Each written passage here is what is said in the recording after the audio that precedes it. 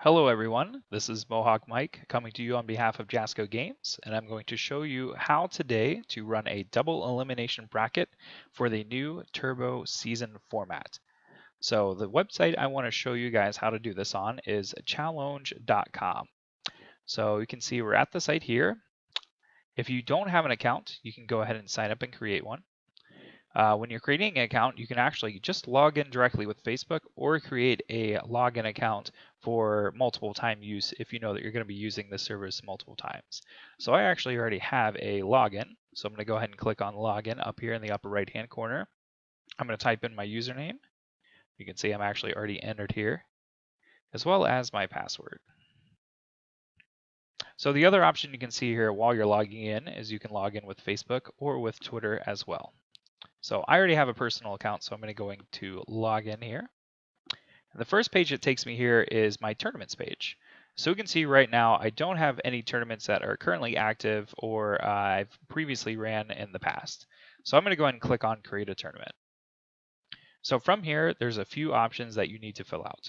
So the first thing here under basic info is tournament name. I'm going to go ahead and type in, so we're going to call this Las Vegas Turbo Event 1, since this is going to be our first turbo event. The description, you don't really need to put anything in, but you can add something in there if you want. So we can put our first turbo event. Again, that's optional.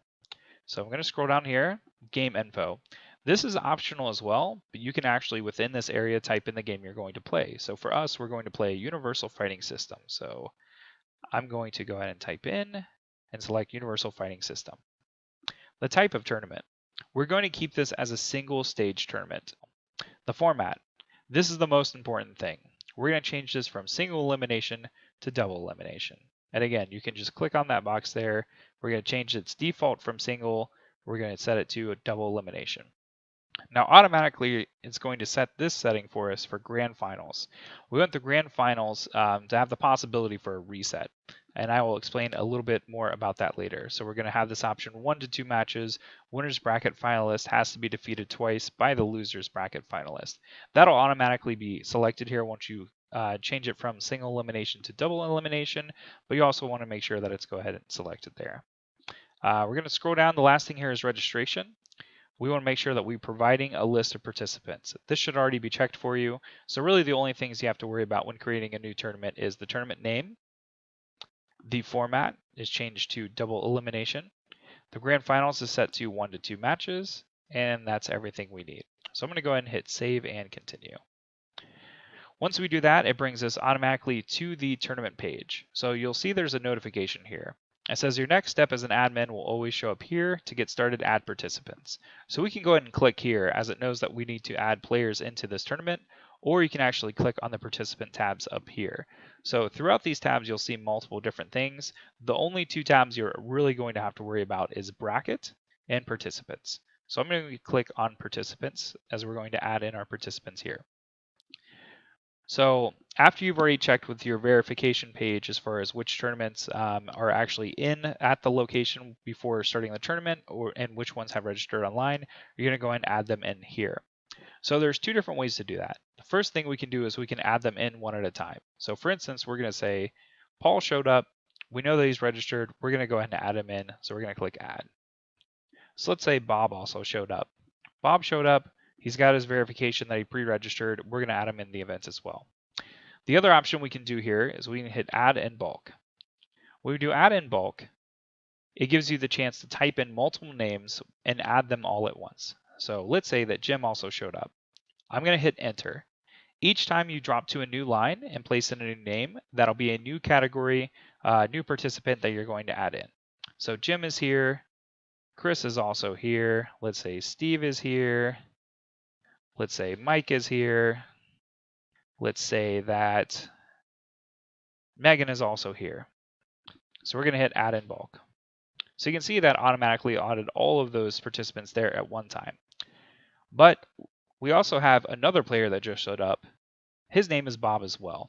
So we're going to go ahead and name him Bob S. His last name starts with S. So we're going to add him in. So to make sure this isn't confusing, notice how we have entrant number 8 is Bob S. Entrant number 2 we previously had as Bob. Since there are 2 Bobs now, I'm going to click on the pencil icon next to where Bob's name is. And we find out that his last name starts with the initial M. We're going to hit save, and now we can see that we have our players here, Bob M and Bob S, to avoid confusion. You can actually type in the entire name if you wanted to, but you can use the last initial or whatever indicator you need to make sure that those players are different. So there's one last important thing we need to do here before we start the tournament. So we can see we have our 8 entrants here. We're going to hit shuffle seeds. So the layout that they're currently placed in now, there is no seeding in Turbo. So when hit shuffle seeds, we're going to hit OK, and it's going to let us know that that randomizes all the players. So by doing that, that ensures that all of the players have had random seedings and they're not actually entered in the way that we added them in there by typing in their names. So now that we're ready to go, we have our 8 players, 8-player minimum. We're going to hit bracket, and we're going to say that it's time to start the tournament. So we're going to hit start. So now we can see that the tournament is in progress. So for round 1, all players are winners. So we're going to head to start our 30-minute timer here, and we're going to have all players play. As the players come up and you receive information on how their match went, you can click on the report scores button, which is right here. So we're going to say match 1, we already got our results. We're going to click report scores. Now this is the screen to reporting scores. So let's say that Jim actually won this round. So we're going to play Jim won 1 match. So in Turbo, players only need to win 1 match. The series is best of 1. So we're going to put that he is in there. He won 1-0 against Bob. We're going to hit submit scores, and that's automatically going to advance the bracket for us. So we can see that Jim moved on into winners round 2, and Bob moved down into losers round 1. You can actually see there are some pre-indicators here as well that will let you know. So for instance, the loser of match 2, which will be this one right here, Mike versus Paul, is going to be paired up here against Bob S. The loser of game 3 is going to move here, and so on and so on. So as we're playing through, let's say we get the results here for Bob M versus Megan. Let's say Megan wins this one. As you noted previously, I can put in the score as 1-0, or what I can do is, since Megan won the game 1-0, as soon as I put in that information, you can see verify winner, and that's going to highlight one of the players' names. So we can see that Megan won the game 1-0. We can simply just enter a 1. We don't have to enter a 0 here, and we hit submit scores. So now we can automatically see Megan advance and Bob move down here to the losers bracket. So I'm going to continue and fill out the rest of this bracket as players come in and turn in their results. So let's say Chris won here. We're going to hit submit scores. So now this round is over. Now as we're entering into round 2, we can see that this matchup is going to be Jim versus Paul. This matchup is Megan versus Chris. And in losers round 1, we have Bob S versus Mike, and we have Bob M versus Steve. So in this scenario, while the bracket looks like it's slightly offset, we can actually play winners round 2 and losers round 1 at the same time. So think about the floating clock here. So we're going to hit start timer for our 30-round timer. So while these 2 matches are going on, we can also have these 2 matches play at the same time, so that we can make this tournament as efficient as possible. So let's say we get the result here for Jim versus Paul. We're going to say that Paul won this one 1-0, submit score. Paul advances. We can see Jim move down to the loser bracket. Well, let's say we got the result for this one now. So we're going to say Steve beat Bob M. We're going to submit score. That moves on. Megan just finished her game. She beat Chris. We're going to put 1-0. And the last match here, we found out that Bob beat Mike in a score of 1-0. So now we're here in the same scenario. So we have the semifinals match going on here, and we have losers round 2. So as we start our clock, we can actually run this match at the same time we run these matches as well. So let's say that Chris is the first one to come up and report a score, so he beat Bob S. We then found out that Paul beat Megan. We also then found out the last match is being played out, and Steve was able to conquer Jim. So now, this is a different scenario we're here. While we are previously able to run all of these rounds at the same time, you can see here that Paul is waiting for the winner of the losers bracket. So this match cannot be played. So we're going to start our timer, and we're going to play this match right here. So Chris versus Steve.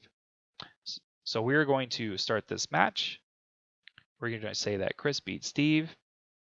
And now we see that in the losers round 4, Megan, who was waiting in the losers bracket, is now waiting to play Chris. Paul is still waiting for a person to come from the losers bracket to face them, so we're going to run our timer and start this match. We're going to say that Megan won this match, 1-0. And now we can see Megan has now moved from the losers bracket up back to the winners bracket. So in this scenario, Paul, since he is yet to be knocked into the losers bracket, will have to be defeated twice. That is why we have this extra match here. It says loser of 14 if necessary. So let's say that Paul does win. So Paul wins. We're going to hit submit scores, and that shows that our bracket is finished. So this shows the completion of the entire bracket. So if Paul was to win in that scenario, he had already defeated Megan, who came from the losers, and would be the winner of this event. But let's say that Megan were to win this match. So Megan fought her way all the way from losers bracket back up into winners bracket, was able to beat Paul, and now we must have an additional match to determine who the winner of this event is. Well, Megan, through her tenacity, was able to conquer Paul once again and is now the grand champion of this event. So if a player is able to win all of their matches from the losers bracket and then beat their opponent in the winners bracket, it'll actually reset for another game, because in this scenario, Paul has yet to be knocked into the losers bracket, and this would be him entering the losers bracket. So the important thing to note here is that while you have each round, you have matches that you have ready to be played, you play all of those matches at once to ensure that you play the least amount of rounds as possible. Additionally, the player coming from the losers bracket, if they are able to defeat that player in the winners bracket, they will reset the bracket and have another game played as well. In this scenario, the player, whoever wins this match, will be the winner of the event. So one last thing I want to cover as well. This is if we have a perfect 8-person bracket. Let's say that we have more than 8 participants. So we're going to add in a few more here. We're going to add in Jason.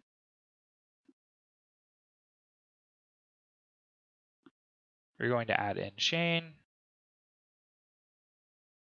We're going to add in Drew. And let's add in Sean. So you can see here we have 12 entrants. We're going to hit shuffle seeds, confirm that we are wanting to shuffle the seeds. So now everybody has random seeding. We're going to go to the bracket. Now the bracket's going to look a little different. The reason this is because some players have automatically received buys going into the next round. Now what that means is because we shuffled all of the seeds, these players have already advanced in the bracket, but these matches will have to be played since we have an odd number of players. So we're going to hit start the tournament. So in round 1, we see that all of these players have an opponent that they can face off against, but round 2, these players are currently waiting. So we're going to start our clock here, and we're going to start it for 30 minutes, and we're going to go ahead and play this round.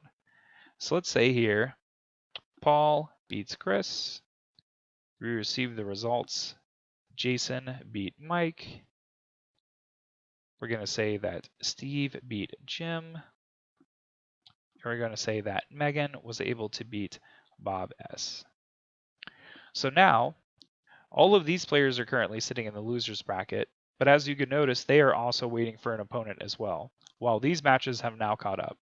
So we're going to start our 30-minute timer here for round 2, and we're going to play each of these matches. So while these players do not have an opponent, they can use this time as kind of a break or a practice session to play against one another. So in round 2, we're going to put our results here. We're going to say that Paul beat Shane. We're going to say that Jason beat Sean. We're going to say that Drew beat Steve. We're going to say that Megan beat Bob M. So now we can see here at round 3 of winners, both of these matches can be played, and all of losers round 1 can be played as well. So rather than run these as 2 separate rounds, we're going to start our timer. Round 3 winners will commence, and losers round 1 will commence as well. So while all of these are going on, let's say that Jason beat Paul.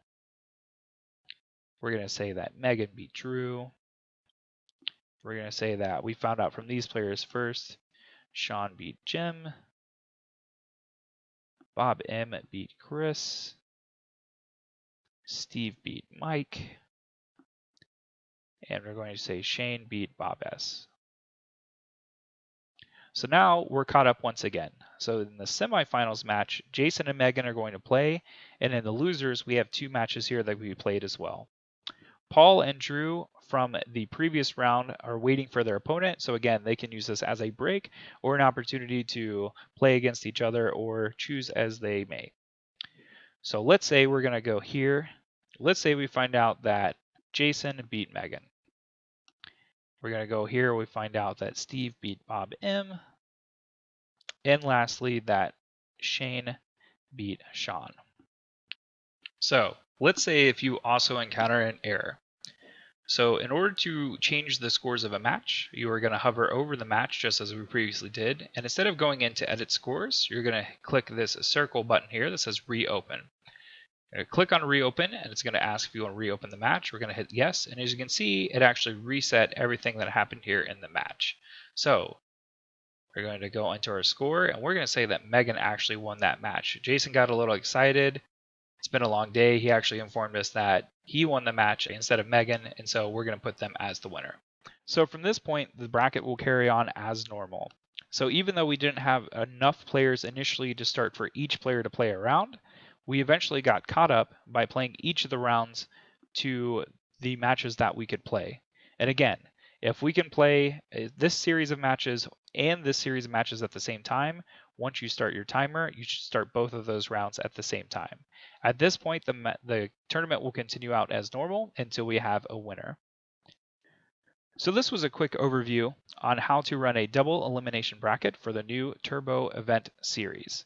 If you have any questions or errors along the way, be sure to send us an email at turbo@jascogames.com.